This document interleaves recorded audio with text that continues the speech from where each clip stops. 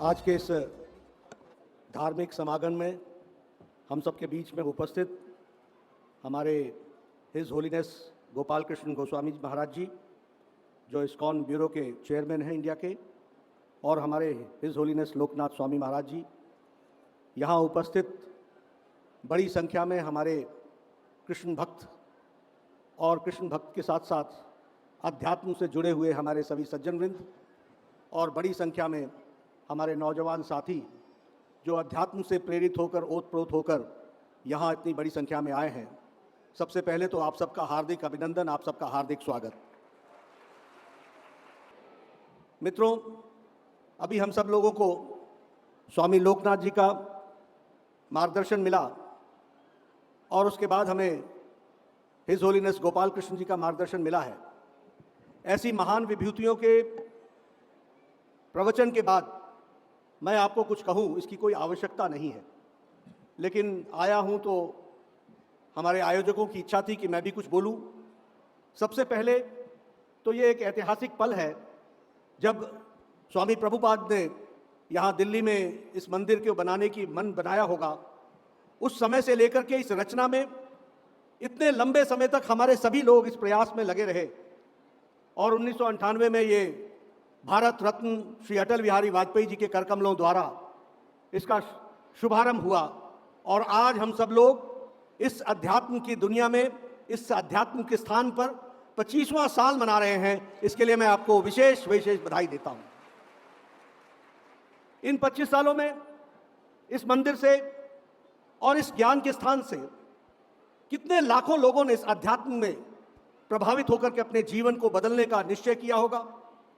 कितने लोगों ने समाज में अपने आप को समर्पित करने के लिए संकल्प यहां लिया होगा, और कितने लोगों ने अपने जीवन के बदलते हुए दौर को इस मंदिर के सामने साक्षी देखा होगा। यह हम सबको समझना चाहिए। एक बहुत बड़ा दौर, और उस दौर में आज इस्कॉन का यह मंदिर अपनी 25वां वर्ष मना रहा है, सिल्वर जुबली मना रहा है। इसके लिए मैं आप सब लोगों को हार्दिक बधाई देता हूं और शुभकामनाएं देता हूं। मुझे कहा गया कि मैं यहां आकर के कुछ कहूं। मैं स्वामी जी से कह रहा था कि मैं तो कहने नहीं आया था, मैं तो यहां कुछ अपनी प्यास बुझाने आया था और पाने आया था और उसको समझने आया था। और मुझे यहां मैं कह सकता हूं कि मुझे सुख की अनुभूति भी हुई है और संतोष की भी अनुभूति हुई है। ज्ञान और अध्यात्मवाद के नजदीक आने का मुझे ये सौभाग्य मिला है। इसके लिए मैं आयोजकों का विशेष करके बहुत धन्यवादी हूं और उनको मैं धन्यवाद देता हूं। मैं अभी सुन रहा था, लोकनाथ जी, स्वामी लोकनाथ जी ने स्वामी प्रभुपाद के बारे में एक घटना बताई, और उन्होंने कहा कि इंग्लैंड में एक पत्रकार ने पूछा कि भाई यहां तुम क्या देने आए हो और क्या लेने आए हो। तो प्रभुपाद का जवाब था कि तुमने हमारे ऊपर 200 साल राज किया, तुम हमारी बहुत सी बहुमूल्य वस्तुएं ले आए, लेकिन भारत का असल खजाना नहीं ले पाए। उसकी होम डिलीवरी करने के लिए मैं यहां पर आया हूं। यह बात उन्होंने कही। यह भारत के अध्यात्मवाद की गहराई को बताता है।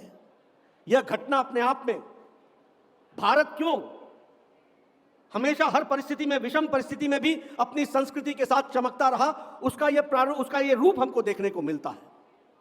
और फिर जिस तरीके से उन्होंने इस मंदिर को बनने का इतिहास बताया, किन कष्टों से होकर के बनाया, वह आज हम लोगों को प्रेरणा देता है, जिसके माध्यम से हम अपने आप को आत्मविभूत महसूस करते हैं। हम यहां यह भी आपको बताना चाहते हैं कि जिस वेद की हम बात कर रहे हैं, जिस वेद ज्ञान की हम बात कर रहे हैं, और जिस ज्ञान के मंथन को वेदांत की हम बात कर रहे हैं, वह ज्ञान का भंडार, वह ट्रेजर, वह अकल्पनीय संपत्ति जो हमारे पास है, वह हमारी व्यक्तिगत नहीं है, वह मानवता के लिए है। और उसको जितना ज्यादा आगे बढ़ाएं, इस बात की आवश्यकता होती है, जिसे हमारे हिज होलीनेस गोपाल कृष्ण जी ने बहुत अच्छे शब्दों में कहा कि we are here to see that Bhagavad Gita more and more people are go through it, और उसको अपने जीवन में उतारें, उसको अपने आप में उसको आत्मसात करें। और इसका जो सबसे बड़ी बात है कि हम कोई भी चीज़ दुनिया की, वो हमारे, it's not mine, it is for the humanity, वो मानवता के लिए है, और उसका मानवता में उपयोग हो, इस बात को कहा गया। स्वामी प्रभुपाद जी का जीवन हम लोगों के लिए प्रेरणा देने वाला है। मैंने जो कुछ उनके बारे में जाना, जब मैं मायापुरी गया और कुछ पढ़ा और वहाँ उनका लिटरेचर भी देखा, व्यक्ति 60 साल की उम्र में रिटायरमेंट की ओर जाता है। स्वामी प्रभुपाद जी वो अपनी जिंदगी में एक नए आयाम को शुरू करने के लिए 69 वर्ष की उम्र में उन्होंने प्रारंभ किया और एक तरीके से एक नया जीवन दिया।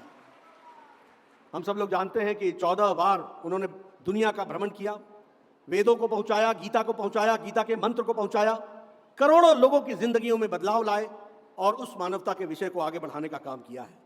मैं सच में ये कृष्णा कॉन्शियसनेस की जो बात हम कहते हैं, इस्कॉन के माध्यम से जो इसको एक्सपैंड करने की बात की जा रही है, उसको हमको जितना हम आगे बढ़ाने में, विशेष करके हमारी युवा शक्ति आगे आएगी और उसको आगे बढ़ाएगी तो बहुत ही अच्छा रहेगा और उसको वह एक तरीके से मानवता के लिए बहुत ही कारगर होगा, बहुत ही समाज को दृष्टि और दिशा देने वाला होगा, ये हम मानते हैं।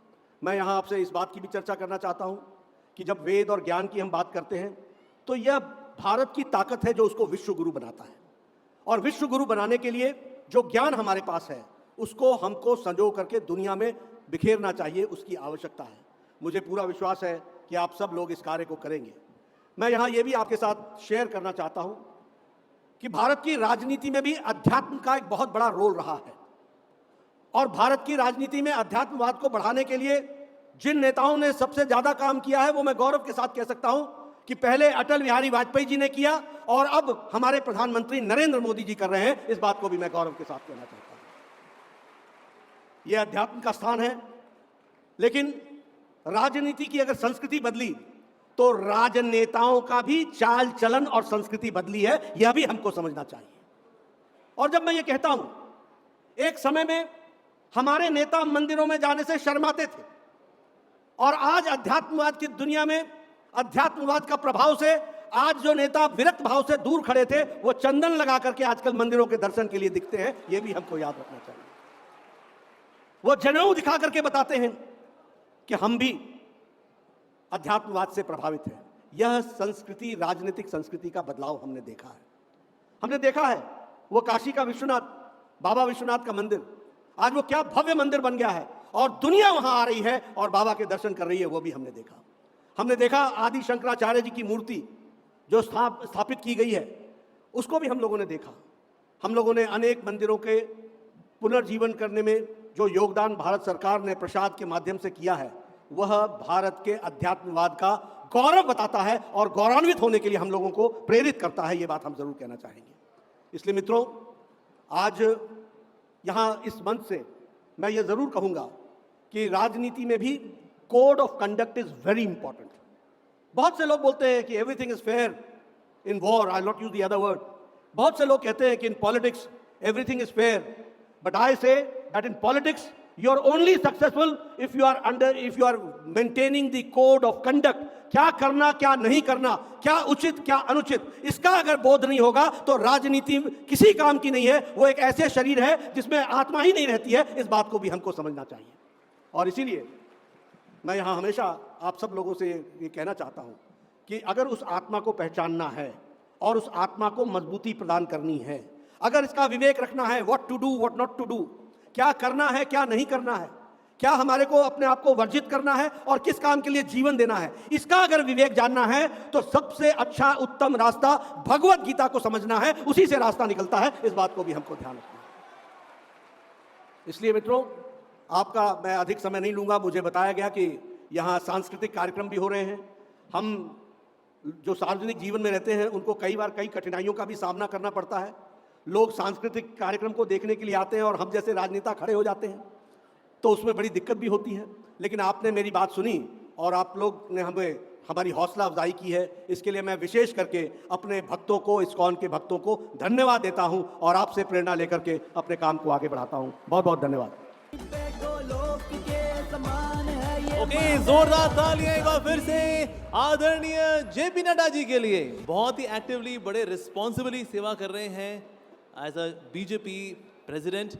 बल्कि सितंबर 22 में उनसे रिक्वेस्ट की गई कि आप अपने टेन्योर को एक्सटेंड करिए टिल द पोल 2024, बिकॉज आदरणीय जेपी नड्डा जी बहुत ही ज़्यादा रिस्पॉन्सिबल नेता हैं। और जैसे उन्होंने बताया कि पॉलिटिक्स और कुछ नहीं है, इसके पीछे हमारा एटीट्यूड सही होना चाहिए।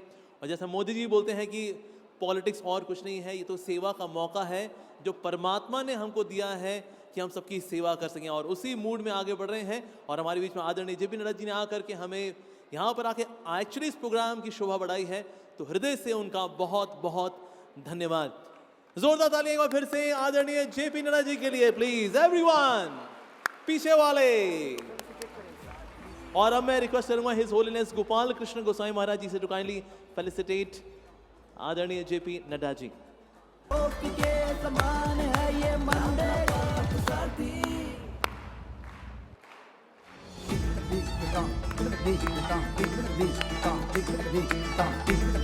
सरसों के संघर्ष और त्याग का फल